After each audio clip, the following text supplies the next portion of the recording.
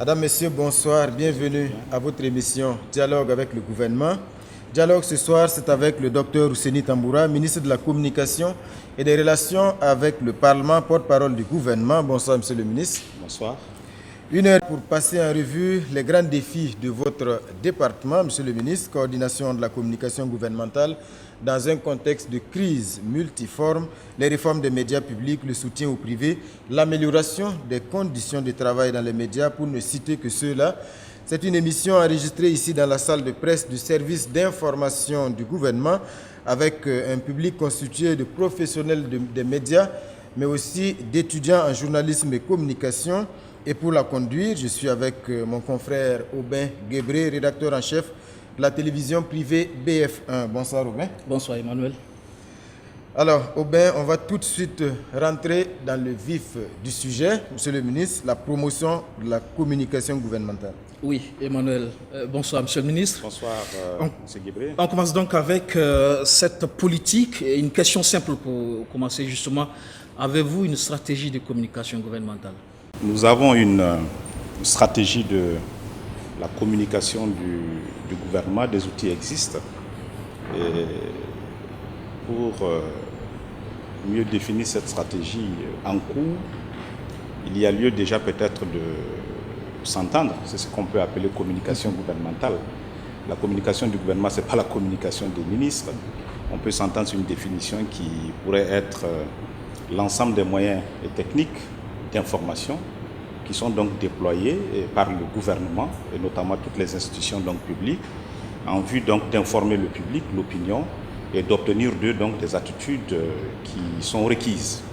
À partir de ce moment, si vous faites un inventaire, il y a une stratégie. Doit-on l'améliorer? Oui. Je pense qu'on peut répondre à votre question. Monsieur le ministre, mais est-ce qu'on peut déjà savoir quels sont les axes principaux de cette stratégie-là aujourd'hui? Alors, les axes principaux sont bâtis autour de deux visions. Je voudrais déjà partager avec vous que nous avons bâti avec l'ensemble des acteurs deux visions essentielles de notre département. La première vision, c'est de considérer qu'il faut donner un but à la communication. Son but ne devrait pas s'arrêter à l'information, son but devrait être de faire en sorte que les populations adhèrent à un certain nombre de principes et de valeurs. La deuxième vision consiste à faire en sorte que le jeu institutionnel qui existe entre le Parlement et le gouvernement soit efficace pour l'intérêt général des populations. À partir de ces visions, on bâtit maintenant des piliers d'action. Sur la première vision concernant la communication, par exemple, nous avons pour principe de défendre déjà et de protéger la liberté de la presse. À partir de ce principe, qu'est-ce que nous faisons? Nous continuons à appuyer, par exemple, le secteur privé. Vous avez le fonds d'appui à la presse privée qui va être renforcé, qui va déployer des réformes pour développer les capacités des acteurs. On peut aussi, sous ce pilier donc, de défendre et de promouvoir la liberté, de renforcer les capacités des acteurs de la presse, considérer que nous allons construire un dialogue constructif avec les acteurs, avec les associations de presse. Chose que nous faisons et qui va connaître son épilogue avec un dialogue direct avec le président du FASO. Le second pilier, c'est l'accentuation de la redevabilité des gouvernants vis-à-vis des populations. Autour de ce pilier, nous avons organisé trois choses. C'est la déconcentration administrative du ministère dans les 13 régions pour porter l'information au plus près. Deuxième chose, c'est de faire en sorte qu'il faut organiser l'information et la communication officielle qui, semble-t-il, manquait un peu. Il faut l'organiser, il faut la structurer pour la mettre à la disposition des consommateurs de l'information, qui sont le public et qui sont les partenaires. Et puis enfin, c'est le repositionnement des langues nationales dans la communication officielle. Puisqu'il s'agit aussi de faire en sorte que ceux à qui on parle, effectivement, comprennent les défis qui sont les nôtres. Le troisième pilier, si vous me permettez, puisqu'il s'agit aussi d'une cohérence, si je ne définis pas entièrement tous les piliers que nous avons, le troisième pilier, qui est le plus important aussi, c'est de faire en sorte que notre pays défende et promeuve son image à l'international. Puisque vous savez que le contexte, depuis 5 ans, 6 ans, a invité des sujets qui ternissent un peu l'image de notre pays et il faut mettre en avant un certain nombre de valeurs de notre pays. Parce que si vous avez une image qui est ternie, naturellement, vous avez des conséquences économiques incalculables. Vous n'avez plus les investisseurs, vous avez une situation difficile en termes de diplomatie, donc il faut reconsidérer tous ces aspects de choses-là. Et dernier pilier, permettez-moi de parler de la communication pour le développement, qui est un sujet que nous avons invité dans les institutions du ministère, qui va se manifester essentiellement par le renforcement des médias publics. D'une part sur le plan juridique, à travers donc des statuts d'autonomisation de gestion pour leur permettre d'avoir une performance, mais aussi renforcer les aspects, j'allais dire, techniques et immobiliers des médias publics, par la construction par exemple des sièges de la RTB, des éditions Sidoya, et de faire en sorte aussi que la TNT puisse couvrir 100% le territoire. Donc nous avons quand même des projections, et c'est ce qui nous permettra de toucher tous les Burkinabés partout où ils sont. Monsieur le ministre, est-ce que peut-être que vous parlez là des missions de votre département ministériel? Ce que je veux dire, est-ce qu'il y a une stratégie écrite justement en lien justement avec le plan national de développement économique et social et en lien avec les crises que nous vivons aujourd'hui? C'est très simple. Je vous ai dit que dans l'accentuation de la redevabilité des gouvernants, nous avons déployé l'organisation et la mise à disposition de l'information officielle. La stratégie déjà mise en cours consiste à élaborer des process pour une réaction ou pour une communication active et proactive du gouvernement.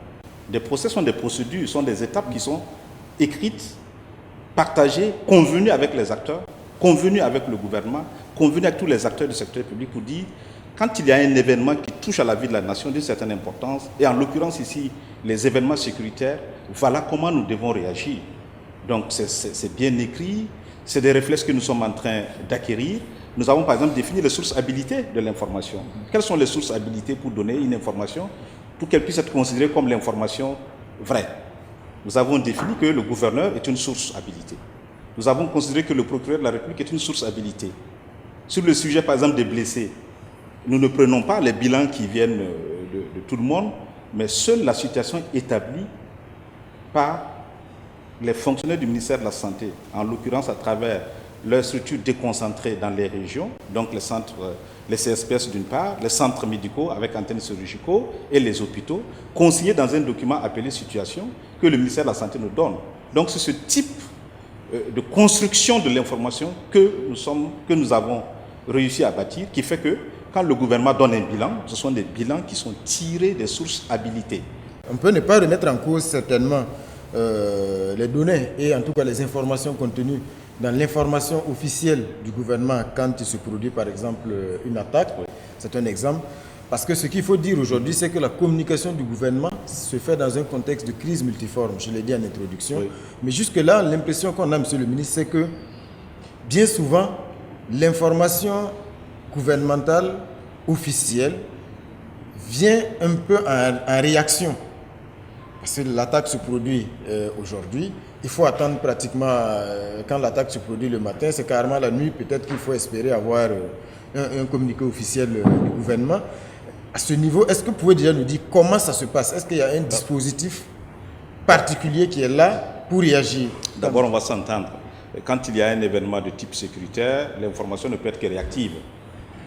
Je ne vois pas comment nous pouvions anticiper l'attaque pour communiquer. Non, donc on ne s'est pas compris. Ce que je veux dire, c'est que les bilans non officiels ont le temps de courir avant que, bien sûr... Alors, on n'est pas sur le même registre. Nous essayons de mettre crédibilité et vitesse. La perception que vous avez, c'est sur la vitesse. C'est-à-dire que l'attaque a lieu, vous estimez que dans les quelques minutes qui suivent, on devrait avoir un communiqué officiel du gouvernement.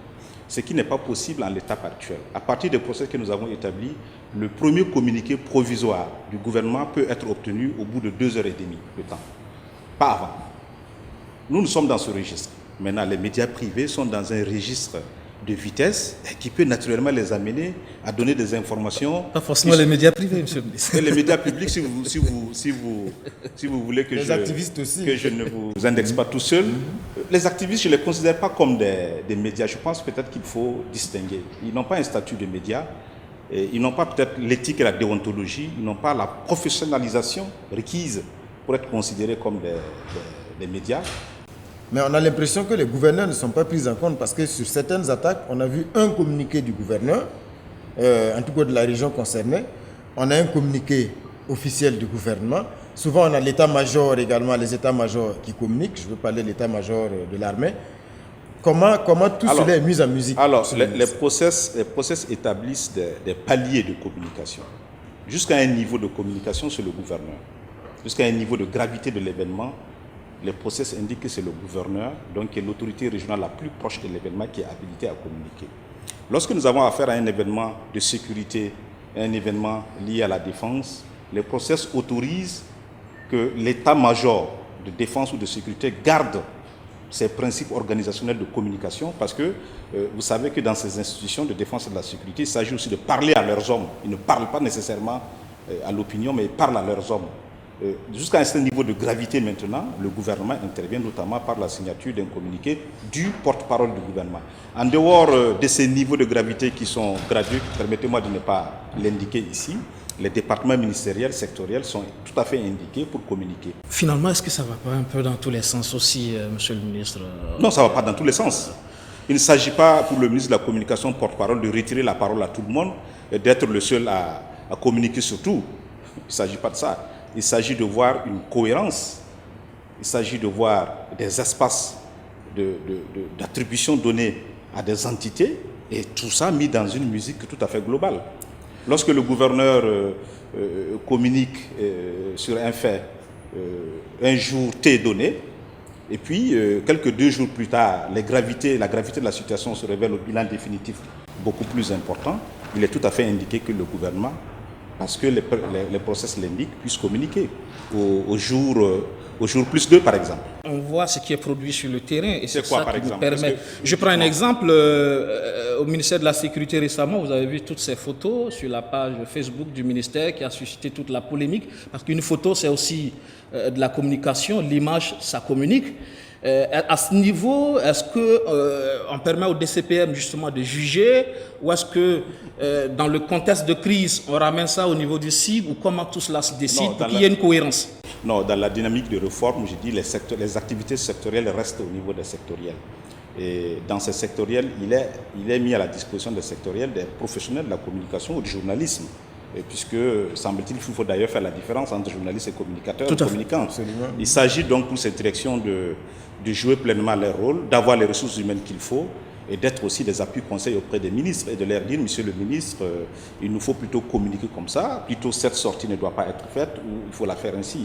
Mais ça, il faut le mettre dans le temps pour avoir ce résultat. Monsieur le ministre, ça nous amène effectivement à parler de cette exploitation des réseaux sociaux. Aubin Guébré le disait tantôt, un DCPM qui publie une photo tout de suite sur Facebook, ça fait le buzz. Mais au-delà de ça, on voit que les ministres eux-mêmes communiquent directement sur les réseaux sociaux. Alors, est-ce que ça fait l'objet d'un encadrement ou est-ce que chaque ministre rame de son côté pour sa communication personnelle? Sur la base des process qui ont été adoptés, sur la base des recommandations issues donc du séminaire tenu en avril avec l'ensemble des DCPM, 2 recommandations, sinon 3 recommandations fortes ont été faites. D'abord, les ministres doivent communiquer numérique, parce que nous avons un public aussi sur l'espace Internet, qu'on estime environ à 2 100 000 environ burkinabés qui suivent l'information. Bien de téléspectateurs suivent la télévision, mais vous avez une génération de personnes qui suivent tout ça au numérique. Donc le principe de communiquer numérique est recommandé. Deuxième recommandation, nous avons recommandé à tous les ministres de faire en sorte que ceux qui gèrent leur communication numérique soient des professionnels. C'est-à-dire qu'ils recrutent des community managers parce qu'il y a des gens qui sont formés pour ça. Vous êtes journaliste, vous êtes présentateur du journal JT de 20h, la RTB ou de BF1. Et ça ne fait pas de vous un professionnel de la communication numérique. Il y a des gens qui ont été formés pour ça. Donc la deuxième recommandation forte faite au département ministériel et au ministre, c'est de recruter des community managers qui vont gérer leur communication numérique. Et puis enfin, troisième recommandation forte de ce séminaire, c'est de donner la place qu'il faut aux DCPM. Les DCPM, ce sont les directeurs de la communication de la presse ministérielle, en leur dotant, j'allais dire, le capital humain et surtout les moyens matériels et techniques. Ça veut dire que dans une DCPM, si vous avez le directeur, on devrait pouvoir trouver un professionnel de la communication numérique dans cette direction, afin d'assurer donc la communication numérique du ministre ou du département. Et ça, ce sont des actions qui sont en cours. Et dans mon département, par exemple, ma communication numérique est gérée par un community manager. Malheureusement, il y a aussi ces boxeurs en dessous de la ceinture qui sont à côté, qui s'emploient sous la tutelle du département de la communication. Bien, je fais le même constat que vous, mais je suis de ceux qui pensent que lorsque vous posez de bons actes, les mauvais actes disparaissent.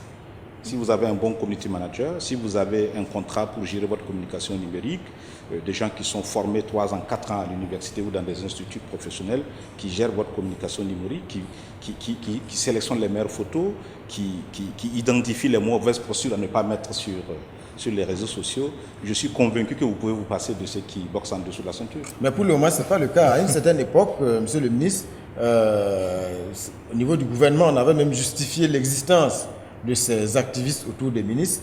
On a l'impression que, en tout cas, chaque ministre s'entoure d'activistes. Je ne parle pas de community managers, mais véritablement d'activistes qui sont là et qui relaient les informations et souvent qui surplombent les DCPM. Moi, je suis venu pour inverser le paradigme. Le paradigme, c'est qu'il y a une nécessité à communiquer numérique.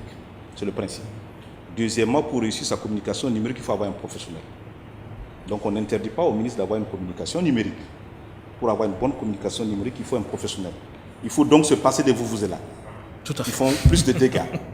Donc, on vous recommande de recruter un community manager qui a été formé pour ça, à qui vous payez un salaire. Ou tout simplement de les faire recruter dans le DCPM. Parce que le DCPM, tantôt, peut vouloir dire la personne, le directeur, mais si vous mettez la DCPM, c'est la direction.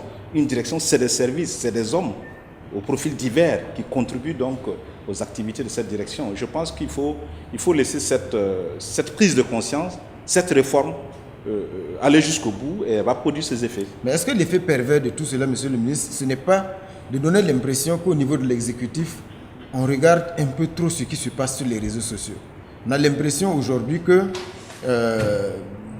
vous l'avez dit tantôt, c'est 2 millions de personnes qui sont, en tout cas, qui suivent régulièrement les informations sur les réseaux sociaux, sur Facebook et autres.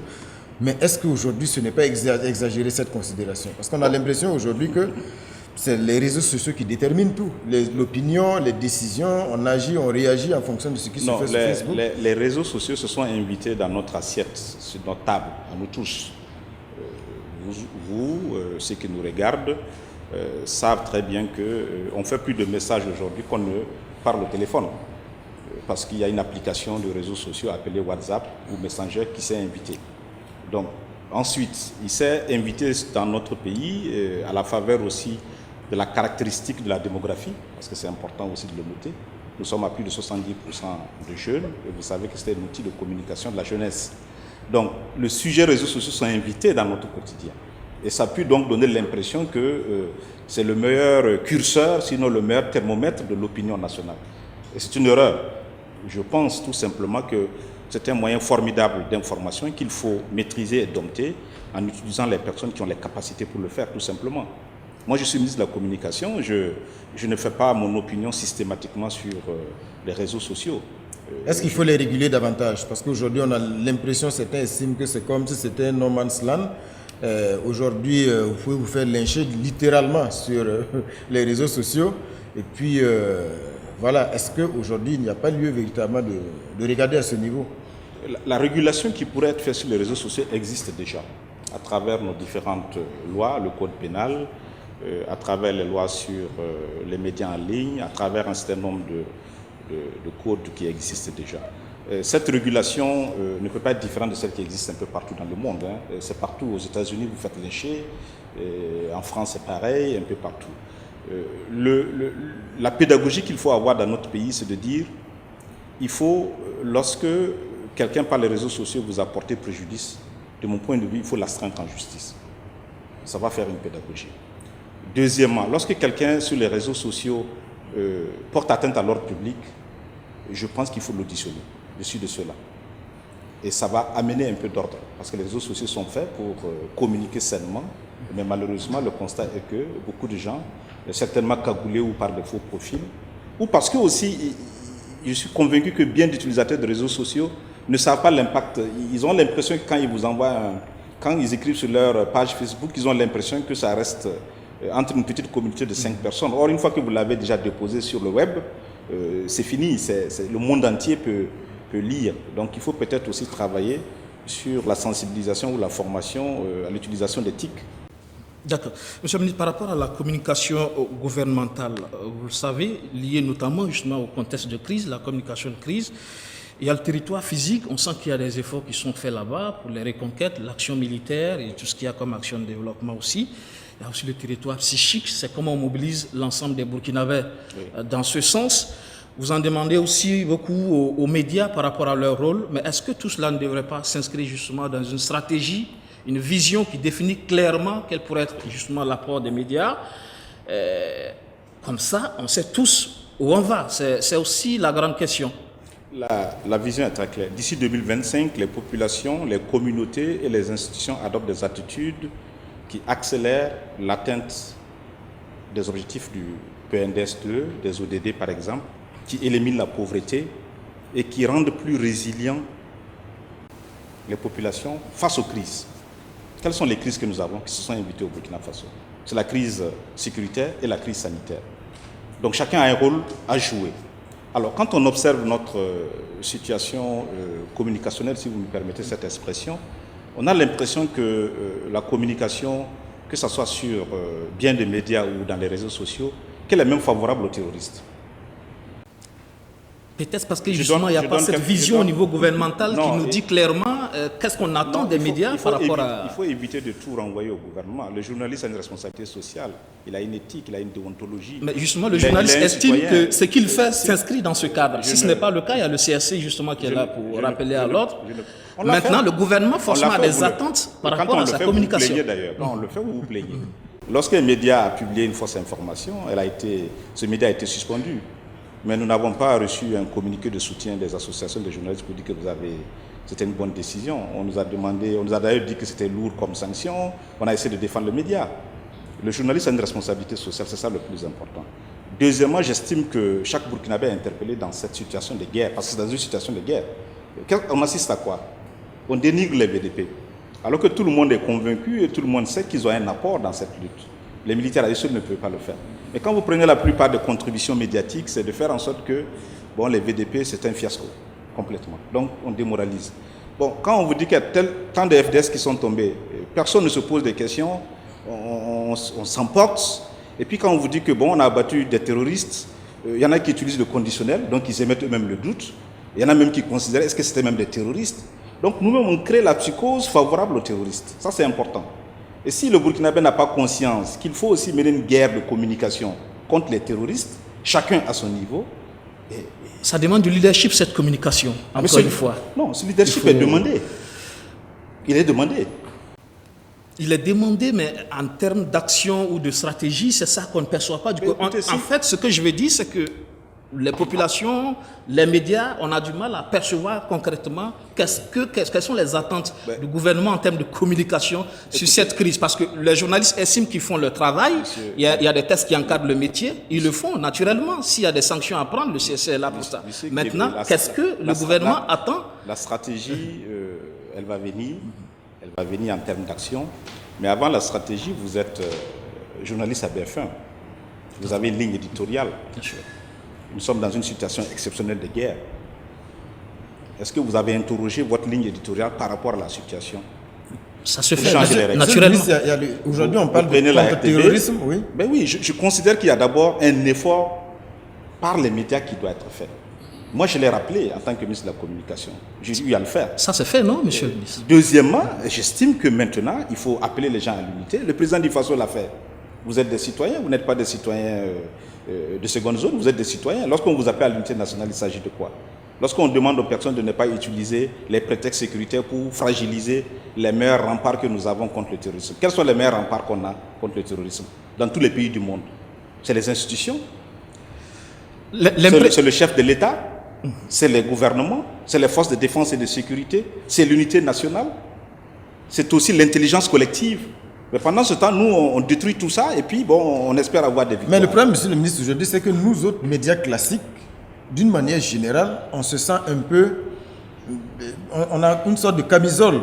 Parce que nous, on observe un certain nombre de règles. On veut bien mener une certaine forme de communication. Mais à côté, nous avons aujourd'hui des concurrents qui sont... Bien sûr, les réseaux sociaux. Les concurrents dans le mauvais sens, vous voulez dire? Voilà, dans le mauvais sens. Si vous voulez rejoindre le groupe de médias qui font la propagande des terroristes... Mais si au niveau du leadership, monsieur le ministre, rien n'est fait contre... Votre éthique suffit. Il n'y a pas besoin de vous conduire comme dans un système communiste. Non, votre éthique devrait suffire. Il y a l'éthique, mais il y a l'accompagnement qu'il faut en termes de vision. Je veux dire, encore une fois, En termes de vision de communication, quelles sont les attentes? Voilà ce que nous attendons des médias burkinabés. Qu'est-ce que vous en pensez? Ça peut être discuté et ensemble, on arrête quelque chose. Vous voyez peut-être déjà, monsieur le ministre, sur les médias, quand vous regardez, il y a déjà des capsules, des actions de communication sur cette question. Ça veut dire que les médias sont conscients de cette situation. Absolument. Mais l'impression qu'on a, c'est qu'au niveau du gouvernement, il y a une forme de latence, c'est de museler. C'est de dire, ne faites plus votre travail de journaliste, mais faites de la communication tout court. Non, on n'a pas dit ça. Il faut aussi mettre le paramètre temps. Je crois que le 28 octobre, nous avons un rendez-vous important de dialogue entre les acteurs médias et le président du FASO, qui est le chef de l'exécutif. Au menu de cette rencontre, il y a bien sûr les préoccupations des acteurs du secteur, mais il y a aussi la vision du gouvernement qui devra être partagée. Donc cette vision est en train d'être finalisée pour être partagée aux médias dans ce contexte. D'accord. Bon, si maintenant, au mois de septembre, je dois définir la vision qui va être partagée ensemble, convenue sur comment nous allons conduire la stratégie de communication pour sortir notre pays de cette situation, je pense que ce serait un peu trop me demander. Mais pour le moment, je pense qu'il faut qu'on convoque votre esprit patriotique, il faut qu'on invite votre sens du professionnalisme, il faut qu'on invite la responsabilité sociale du journaliste. Deuxième grand point dans cette émission, les réformes des médias publics. Aubin Guébré. Oui, à ce niveau, que dire? Quel est l'état de lieu? On a vu que c'est un secteur qui a été suffisamment secoué également. À l'étape actuelle des choses, comment évoluent les réformes? On parle notamment du passage à la société d'État. Oui, je pense que les choses se passent bien. Il se passe bien parce que le chronogramme ou le calendrier de mise en œuvre des réformes des médias publics s'est déroulé conformément au calendrier, de sorte que ces médias ont aujourd'hui tous les outils juridiques pour exercer leur autonomie. Il vous souviendra qu'en mars dernier, le gouvernement a adopté les statuts donc portant dérogation de ces deux établissements. Il s'agit de la RTB, et naturellement, et des éditions Citoyens. Donc ça fait quelques mois qu'ils se mettent à l'œuvre. Le reste, c'est un défi de leur management, qui doivent donc faire les efforts, naturellement. À côté de cet accompagnement du gouvernement, nous maintenons le principe des subventions publiques à ces deux établissements. Nous portons les projets les plus importants en ce qui concerne ces médias publics. Je l'ai rappelé tantôt à l'occasion de l'introduction. Il s'agit de faire en sorte que les travaux de construction du siège de la RTB, qui est un symbole national, parce que c'est un média public, c'est la radio et la télévision nationale, puissent reprendre au plus vite et être livrés. Il s'agit de faire en sorte aussi que le quotidien d'État, même si d'aucuns hésitent à l'appeler ainsi, mais ça reste le média public dans le domaine de la presse écrite, et puisse aussi avoir cet espace digne de ce nom qui incarne aussi cette souveraineté en matière d'information. Et je pense que d'ici la fin du mandat du président du FASO, donc en l'occurrence d'ici 2024, nous aurons aussi ce siège de la RTB. Nous avons aussi des défis sur la couverture territoriale. Vous savez qu'on est à des très bons taux, mais il reste encore quelques taux à gagner. On est autour de 98% pour la télévision. Il nous faut aller à 100% en mettant d'autres multiplexes. Tout ça, ça fait des milliards, mais ce sont des options qui sont prises dès 2021. Et nous avons ce chantier-là pour renforcer donc les médias publics. Et je passe à côté de ça l'amélioration du statut naturellement de ces travailleurs. Et puis je pense aussi que nous avons avec les partenaires sociaux considéré qu'il fallait tout de suite s'entendre pour évacuer les conflits et avancer dans une sorte de cohésion pour relever les défis de ces deux médias. On va y revenir, monsieur le ministre. Mais aujourd'hui, le statut dérogatoire, si je ne m'abuse, est transitoire. Est-ce qu'il y a une échéance clairement définie vers la société d'État? Parce qu'aujourd'hui, selon les textes, ce sont des sociétés d'État. Mais pourquoi une transition? En tout sujet, il faut connaître, je pense, l'historique et le contexte. Les médias d'État ou les médias publics, bénéficiant donc d'une réforme législative en 2015, ont bénéficié d'un statut de société d'État. Dans la mise en œuvre de cette loi, sur la base d'études économiques, puisque vous savez qu'une société d'État, c'est une société qui produit des biens et des services et qui a pour vocation à être rentable. Il me revient que des études ont prouvé qu'il fallait passer par des étapes, j'allais dire provisoires, sinon transitoires. D'où l'idée du statut dérogatoire pendant une phase transitoire.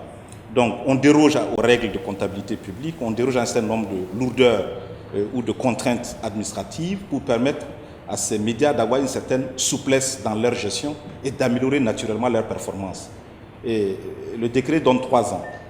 Et ce décret est adopté, si ma mémoire est excellente, en novembre, sinon en décembre 2020. Donc, comme je l'ai dit, c'est le management de ces 2 médias publics qui devrait pouvoir, au terme de 3 ans, si les comptes de gestion sont concluants, naturellement, ces 2 médias peuvent quitter leur phase transitoire pour se retrouver dans une situation de société d'État. Maintenant, la question est si les comptes de gestion ne sont pas bons. Est-ce qu'on se rend compte que la nature intrinsèque des médias publics est incompatible avec le statut de société d'État? Puisque la société d'État, c'est une société de droit privé, j'espère que on peut tous le comprendre. Est-ce que la nature intrinsèque de ces médias correspond à cette nature juridique de société d'État, où il faut un conseil d'administration, où il faut un capital, où il faut produire des biens qu'il faut vendre, faire des bénéfices et redistribuer les bénéfices naturellement aux actionnaires. En attendant la fin des 3 ans. Est-ce que c'est réalisable? À quelles conditions? Ou est-ce que vous n'y croyez même pas? Non, les conditions sont clairement définies. Je viens de vous donner les conditions. Ils ont 3 ans, les managements ont 3 ans. Chaque année, il y a des comptes de gestion. Mais au bout de 3 ans, les comptes de gestion vont déterminer la poursuite du processus ou le recul du processus. Vous avez parlé de rapports avec les partenaires sociaux, notamment les syndicats. Aubin Guébret l'a dit en introduction. Il y a eu beaucoup de remous, disons, dans en tout cas le processus de mise en place de ce statut dérogatoire, mais aussi de la société d'État. Aujourd'hui, où est-ce qu'on en est avec les syndicats? Parce qu'il y a un certain nombre de revendications qui sont toujours posées. Les syndicats réclament notamment la réintégration de tous les agents qui avaient été affectés. Bon, personnellement, j'ai eu à rencontrer les syndicats. Nous avons fait des séances de travail avec mes équipes dans l'administration. Et en dehors du fait que souvent les syndicats sont dans des principes de revendication, mais pas dans des faits constatés au jour le jour, moi je considère que cette revendication est évacuée. Et la réintégration des travailleurs, je peux dire qu'il y a plus de 60% des travailleurs qui sont retournés. C'est déjà bon, honnêtement, et dans une certaine honnêteté intellectuelle de le reconnaître. Il reste un groupe qui n'est pas retourné. Et ce groupe, naturellement, nous avons eu des échanges, ne peut pas retourner pour des raisons évidentes. Puisqu'il s'agit aussi d'une question d'équilibre à la RTB. C'est convenu.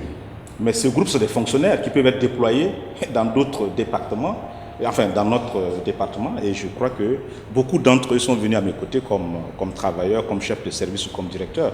Et je vous disais tantôt que dans l'accentuation de la redevabilité des gouvernants, nous avions opéré la déconcentration administrative du ministère pour être dans les 13 régions. Et donc il y a un besoin en ressources humaines. Je pense que chacun, à partir de son statut de travailleur du secteur public et de la fonction publique, doit pouvoir donc se retrouver à un poste où il va exercer donc ses compétences. Et je vous dis que personnellement, j'ai eu à rencontrer le groupe de personnel de ces 2 médias qui n'avaient pas été redéployés. J'ai eu à les rencontrer au moins 2 fois. Et beaucoup d'entre eux d'ailleurs ne sont même plus dans un schéma de retour parce que bien d'entre eux ont trouvé des situations nettement meilleures.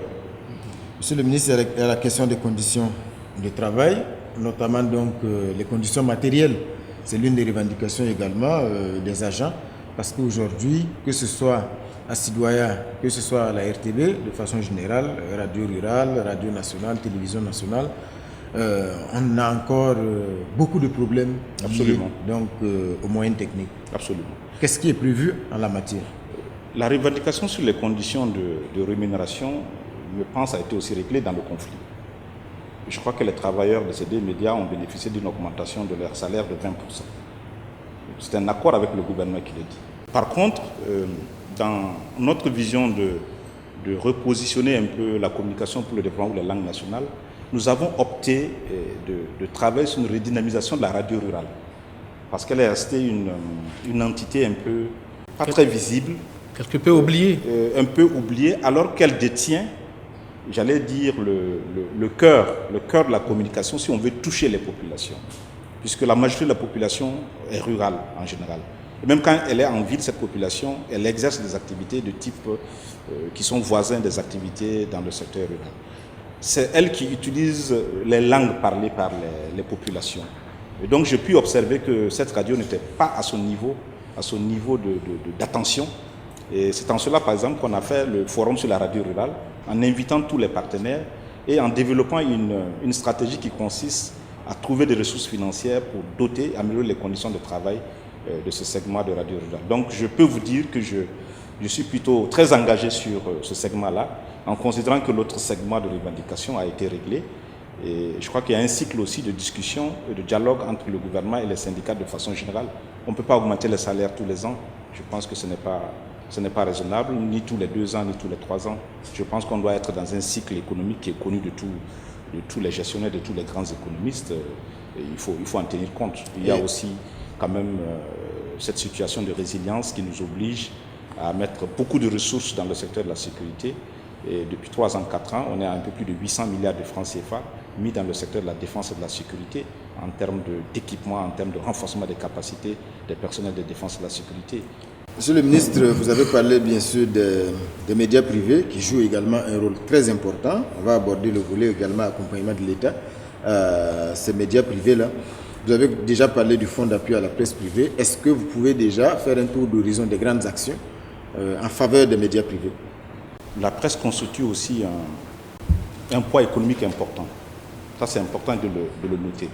Il faut d'abord avoir cet angle de vue de sa contribution économique au pays, au-delà de sa contribution politique ou démocratique. Ce n'est pas ça le plus important dans le propos que je vais indiquer.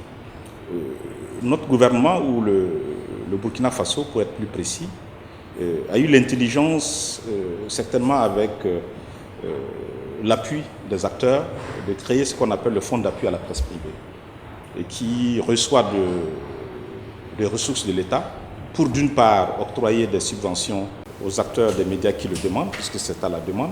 On fait un appel à projet, vous sollicitez.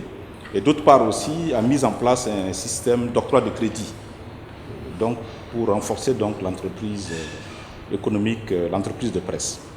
Alors, au constat, après avoir échangé avec les faîtières, après avoir évalué un peu l'impact de ce dispositif d'aide au secteur privé, des réformes s'imposent. Et les réformes qui s'imposent, nous en avons identifié essentiellement 3. La première réforme, c'est de dire que nous avons observé que la population des entreprises de presse ou des médias, on pouvait distinguer des grands médias, entre guillemets, solides, et puis d'autres médias un peu plus petits qui sont dans les régions, qui peuvent regrouper les médias confessionnels, les médias communautaires, qui n'ont pas donc l'architecture administrative pour être en très bonne compétition pour capter ces subventions ou ces crédits. Donc la première réforme, c'est de dire nous allons ouvrir un guichet pour ces médias qui n'ont pas la même force que les grands médias que vous connaissez. Donc ça, c'est la première réforme, ce qu'on appelle les guichets pour les médias en région. La deuxième réforme que nous avons instruite au fonds d'appui à la presse privée, c'est que nous avons aussi souvent été sévères avec les journalistes, alors qu'on ne s'est pas suffisamment interrogé. Est-ce qu'ils avaient eu la formation initiale et continue nécessaire? Puisque vous savez qu'en tout métier, c'est aussi la formation de base que vous avez reçue, mais c'est aussi la formation continue en cours de carrière que vous pouvez bénéficier, surtout que votre environnement est très évolutif. Donc la réforme ici a été de dire il faut que le fonds d'appui à la presse privée, en même temps qu'elle donne des subventions aux entreprises de presse, aux patrons de presse, elle va désormais financer des bourses de formation continue initiale pour les journalistes, considérés ici comme salariés des entreprises. Ce sont des bourses qui peuvent être des bourses de 15 jours, de bourses de 1 mois, de bourses de 3 mois, qui pourraient être aussi par appel à candidature ou appel à projet, naturellement, donner donc la chance à ces journalistes de pouvoir compétir, de bénéficier de bourses et qui peuvent être formés à l'ISTIC ou dans d'autres écoles. Donc ça, c'est le deuxième segment de réforme. Et puis le troisième segment de réforme, c'est un plaidoyer que je compte faire auprès du président du FASO, auprès de l'exécutif, pour renforcer, j'allais dire, le volume financier et des ressources du fonds, afin de pouvoir impacter davantage, toucher plus de bénéficiaires. Monsieur le ministre, rassurez-vous, il y a de plus en plus de journalistes formés dans les médias privés, passés dans les écoles, que ce soit à l'université ou à l'ISTIC, ou formés ailleurs au Burkina. Oui. Donc parfois l'impression, l'image qu'on a, c'est que dans le privé, tous les journalistes n'ont pas été dans les écoles. C'est pas vrai. Alors, sur cette question de la viabilité des entreprises de presse privée, parce qu'après tout, ce sont des entreprises qui créent des emplois, qui participent aussi à la collecte des impôts. Quelle est la vision à ce niveau? Faut-il continuer à favoriser la création? C'est vrai qu'on est dans un domaine de liberté. La création d'entreprises de presse tous azimuts, et après qui se retrouvent justement à ne pas fonctionner comme des entreprises normales, capables de créer de la richesse, capables de donner des emplois décents. Oui, avant de répondre à votre question, je voudrais préciser la mention que j'ai faite à la formation initiale des contenus est surtout valable pour les médias en région. Je pense que ce n'est pas les grands médias. C'est pour cela que je dis qu'il y a deux types de médias. Il y a des médias qui sont bien structurés, où vous avez toutes les conditions humaines sont réunies.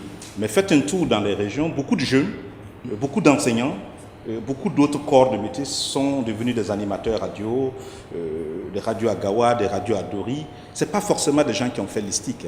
Il faut s'en rendre compte de cette réalité. Et c'est de ceux-là que je parlais essentiellement. Il faut leur donner la chance d'être naturellement formés. Alors, l'entreprise de presse est une entreprise comme toute autre entreprise économique. Et la spécificité, c'est que, d'une part, elle produit des biens qui ne sont pas toujours les plus rentables économiquement et financièrement, et en même temps qu'elle contribue à un service public. En fait. C'est ça l'intérêt, parce que l'information est un bien public. Ça veut dire qu'on n'ose pas imaginer notre pays sans les médias privés aujourd'hui. Peut-être qu'on n'aurait pas pu toucher plus de 20 ou 30% de la population. Donc c'est important de rendre hommage à l'effort de ces entreprises, sans compter naturellement leur contribution à la quête démocratique du pays, puisqu'on dit que la presse est aussi le quatrième pouvoir après les trois premiers qui sont constitués.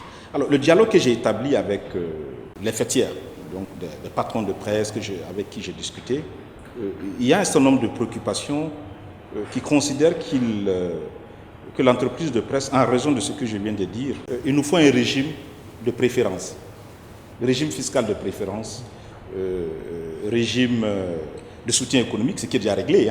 Le FAPEPE, c'est ce qu'il fait, c'est de donner de l'argent aux entreprises de presse qui le souhaitent. Peut-être que le volume n'est pas important, mais c'est ce qui se fait déjà.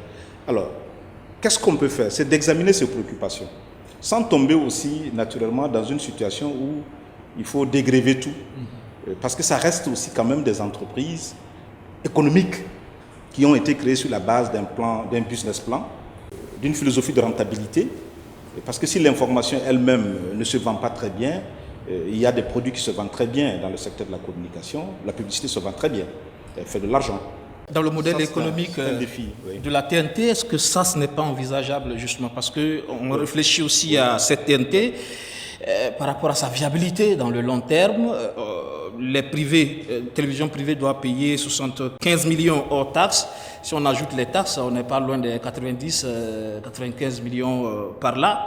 On parle déjà de la viabilité de ces entreprises, le camembert publicitaire qui n'est pas assez costaud. Oui. Et donc ça pose cette difficulté justement de faire face à cette charge, ces 75 millions. C'est vrai qu'il y a des discussions à ce niveau, mais il est clair qu'à l'avenir, des télévisions vont disparaître de la TNT, mais ça pose aussi un problème de la viabilité même de la TNT. La SBT. Tout à fait. Oui, les deux, TNT et SBT, c'est exactement cela. Ce que je vais dire, la question de la mesure d'audience, nous l'avons dissociée du devenir de la TNT et de la SBT. J'estime que c'est un mécanisme de souveraineté avec les acteurs. Partout ailleurs, ce sont les acteurs qui créent une société, je ne sais pas, d'économie mixte ou quoi, qui se mettent ensemble et chaque année donnent les mesures d'audience afin que les uns et les autres puissent, ceux qui ont des actions de communication et de publicité, puissent en tenir compte. Par contre, sur la TNT et la SBT, le défi a été déjà tranché. Les réformes sur la SBT sont très claires. C'est d'aller d'abord à un second multiplex pour offrir, parce qu'il y a beaucoup de demandes, c'est le principe. Mais surtout de changer le modèle économique et financier de la SBT. Ne plus faire reposer la survie de la SBT et de la TNT sur les redevances payées par ceux qui sont sur la TNT. Et orienter, ne plus faire peser aussi la SBT sur les subventions publiques, puisque le modèle financier peut être même rentable pour l'État. C'est-à-dire assurer les charges d'investissement, assurer les charges de fonctionnement, mais même produire des recettes pour le trésor public. Donc, orientations claires ont été données pour changer le modèle financier et économique de la SBT, parce qu'il s'agit de millions de Burkinabés qui auront désormais le choix d'avoir autant de télévision ou de radio qu'ils veulent. Et je pense qu'on peut aller chercher l'argent chez les populations. Une sorte de taxe? Ce n'est pas une taxe. Je pense qu'il faut... Aujourd'hui, nous payons tous, la plupart des chaînes que nous regardons à l'international, nous payons tous des abonnements. Je considère qu'à la TNT, on ne paye pas. Pour le moment, une des simulations que nous avons faites, si la SBT ou la TNT est dans 3 millions de ménages, la simulation consiste à dire, par exemple, si chaque année, chaque ménage paye 25 000 francs d'abonnement, ça équivaut à 2 000 francs par mois. Bon, si vous faites le point, vous êtes à un peu plus de 15, 16, 20 milliards de francs CFA pour l'État. Et en ce moment, la question des 75 millions de francs CFA payés par les télévisions devient complètement périphérique. Et résolu. Voilà, au lieu de s'arc-bouter en disant que nous avons besoin de ces 75 millions pour faire fonctionner la SBT, alors que bon, on peut changer le modèle.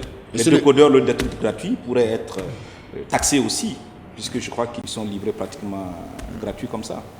Monsieur le ministre, on a aussi, comme je l'ai dit en début d'émission, donc un public constitué d'étudiants et de professionnels des médias. On va prendre une question liée notamment aux conditions de travail dans les médias de façon générale avec un étudiant de l'ISTIC, monsieur Aruna Nakro. Moi, ma préoccupation concerne la convention collective. Monsieur le ministre, que devient la convention collective? Les travailleurs des médias privés, en conférence de presse en juillet dernier, en tout cas, ils ressortaient de leur déclaration liminaire que sur plus de 400 organes de presse, seulement une dizaine de presse essaient d'appliquer la convention collective. Au niveau du gouvernement, qu'est-ce que vous entendez mener comme politique, en tout cas pour la mise en place effective de cette convention collective? La convention collective est un acte juridique signé entre un regroupement d'employeurs, c'est un schéma global, et puis des syndicats de travailleurs qui conviennent d'un certain nombre de droits et de devoirs à servir de part et d'autre. Dans le diagnostic que nous avons fait en rencontrant les deux parties, parce que j'ai rencontré les partenaires sociaux, les associations de journalistes, donc de travailleurs, et j'ai aussi eu l'occasion de rencontrer aussi les patrons de presse.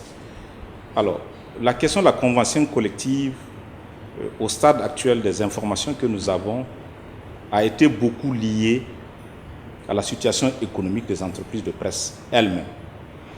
Tantôt, vous m'entendiez répondre à une question de M. Guébré sur quel statut économique pour les entreprises de presse, parce que, semble-t-il, elles ne font pas assez d'argent.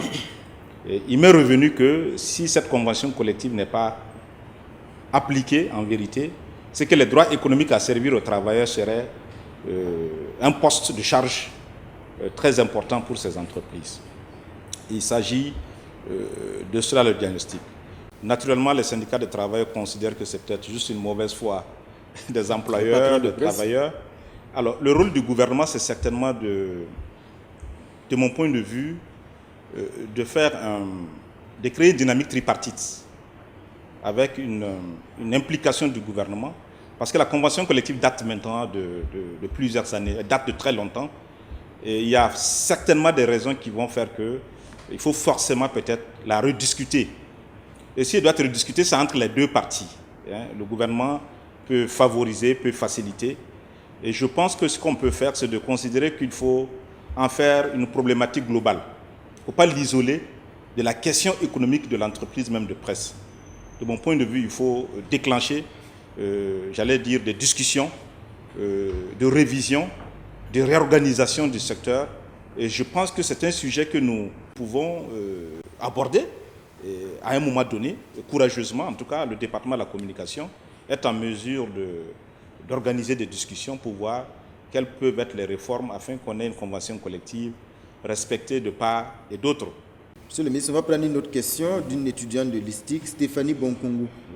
Moi, ma question concerne les concours d'intégration. Aujourd'hui, on remarque que beaucoup se forment dans les métiers de l'information et de la communication, mais il n'y a pas de concours d'intégration. Est-ce qu'il n'y a pas lieu de penser à cela dans le domaine de l'information? Oui, merci. Ça, c'est une question que j'avais déjà reçue lorsque j'ai rendu visite aux étudiants de l'ISTIC. Est-ce qu'il y a des besoins d'emploi, prioritairement au niveau des médias publics, puisque finalement, le gros employeur de ces sortants, ce sont nos médias publics. Par ailleurs, vous avez entendu qu'on a dû affecter des gens qui réclament pour repartir. Donc vous êtes déjà certainement en très bonne compétition. Est-ce qu'il s'agit... Il n'y a pas de besoin. Les concours d'intégration sont organisés lorsque des besoins en emploi public sont exprimés. Or, à ma connaissance, il n'y a pas de besoin dans notre secteur. C'est dur de le dire, mais je le dis. Parce que nous avons suffisamment d'agents publics formés à l'ISTIC qui ont été recrutés, qui ont des matricules et qui travaillent dans le secteur de la communication. À partir de ce moment, il ne peut pas être déclenché un concours d'intégration parce qu'on va les intégrer pour quel emploi public et pour quel emploi public, pour quel employeur. Ça, c'est important à le dire. C'est plus juste comme ça. Deuxièmement, je l'ai dit aussi à des jeunes, une fois à Dédougou, je pense qu'il faut qu'on ait la lucidité de comprendre que le bassin d'emploi des professionnels de la communication s'est élargi avec le secteur privé, avec le secteur des ONG, avec le secteur d'autres institutions publiques. J'estime qu'il faut peut-être qu'on regarde aussi de ce côté-ci pour voir quels peuvent être les débouchés des sortants de l'ISTIC. Par expérience du secteur de l'insertion de jeunes, nous encourageons les écoles de formation à ne pas se contenter de former, mais à mettre même en place un service d'insertion du sortant de leurs écoles. C'est ce service qui prospecte, ce service qui entretient des discussions avec les potentiels employeurs. Votre établissement peut par exemple établir des contacts notre DRH pour regarder dans une sorte de planification en quelle année il va se dégager des besoins d'emploi, pour planifier. Ou plutôt, quel type d'emploi nous n'avons pas. Parce qu'il y a peut-être aussi des profils, je vous parlais de community manager, que nous n'avons pas pour la direction de la communication et de la presse ministérielle. Donc je propose cette dynamique à votre école, de créer un service d'insertion, d'entrer en discussion avec les potentiels employeurs et de les aider même à dire oui, non, vous pensez que vous n'avez pas de besoin, mais en vérité, vous avez des besoins. Et c'est comme ça que ça se passe dans toutes les grandes écoles pour faciliter l'insertion. Monsieur le ministre, on va prendre une dernière question dans le public, une question de la PAC. Je suis Isabelle Tiendebego de la PAC. Donc la PAC, l'Association des professionnels africaines de la communication, section du Burkina Faso, a deux préoccupations. Il s'agit d'une part de la promotion des femmes dans les médias et aussi d'une plus grande responsabilité des femmes à la tête des médias. Okay. Parce qu'aujourd'hui, à la tête des médias, il n'y a pas beaucoup de femmes. Et d'autre part, la question liée à la nécessité, vous en avez parlé, d'organiser la formation continue. Nous pensons que le besoin est là pour un renforcement systématique des capacités des femmes dans les médias publics et privés. Sur la question du genre, donc dans le positionnement des femmes dans le secteur des médias, d'une part, en ce qui concerne les médias publics, vous pouvez être rassurés. J'ai déjà exigé que le quota de 30% soit respecté. Moi-même, les nominations que j'ai procédées, vous pouvez faire le point à l'observation, je suis au-delà de 30%, parce que j'en ai fait un principe. De sorte que je pense, malheureusement, je n'ai pas beaucoup de médias publics, j'en ai que deux. C'est peut-être la RTB avec toutes ses directions et citoyens.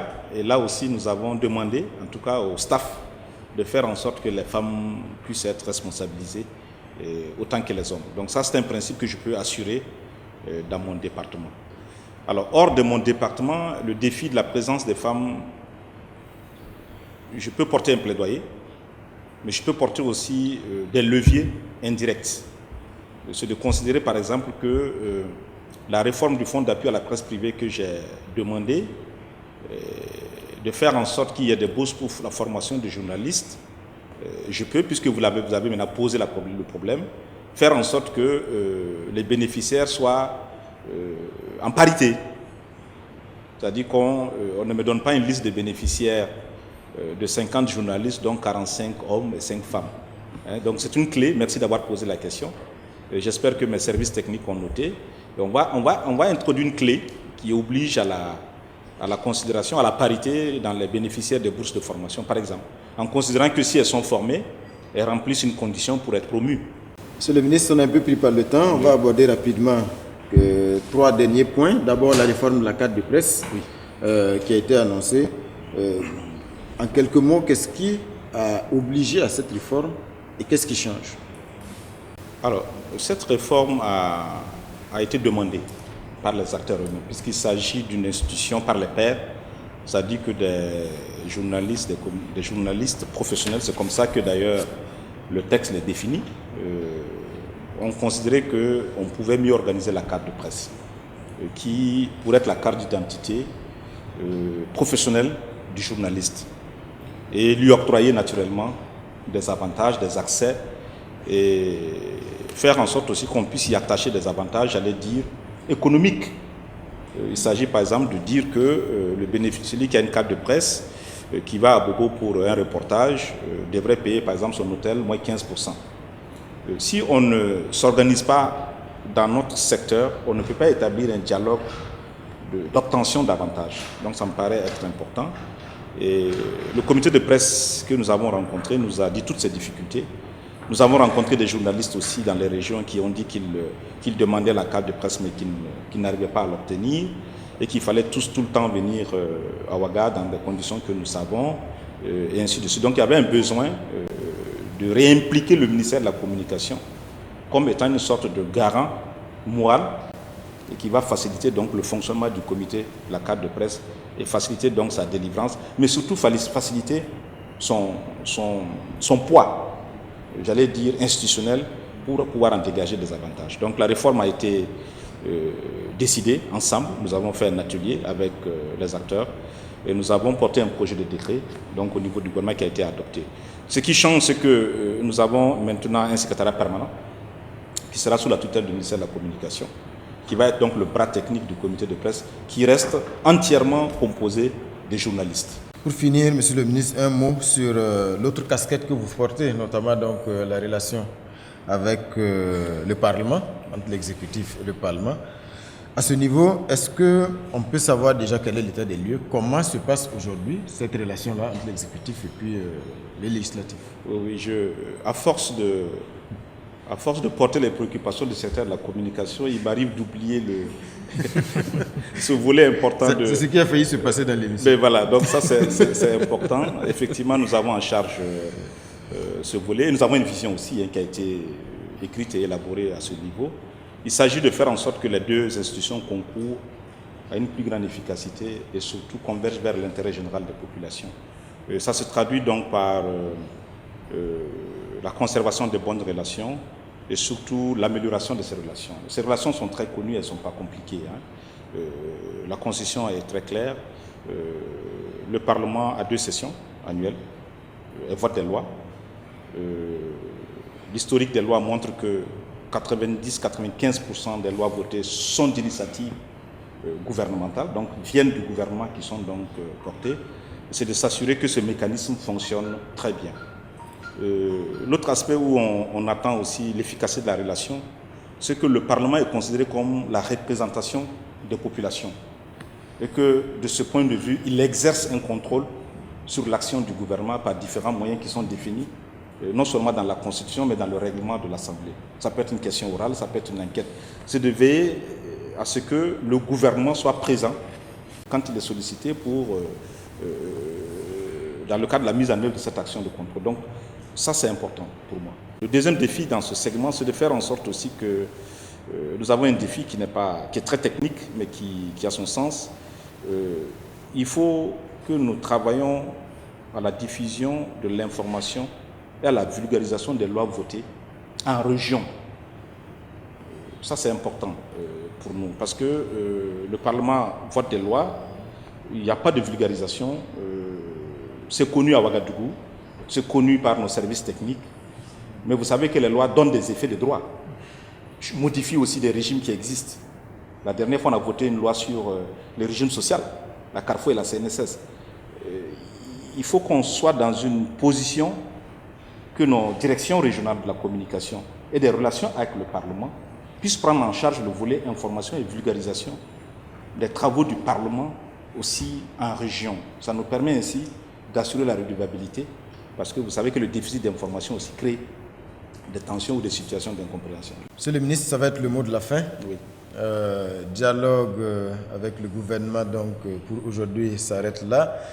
Je rappelle l'invité aujourd'hui est bien le docteur Ousseini Tamboura, ministre de la Communication et des Relations avec le Parlement, porte-parole du gouvernement. Merci pour votre disponibilité. C'est une émission que j'ai eu plaisir à animer avec Aubin Guébré, rédacteur en chef de la télévision privée BF1. Merci à vous qui nous avez suivis et rendez-vous le mois prochain pour un autre numéro de votre émission.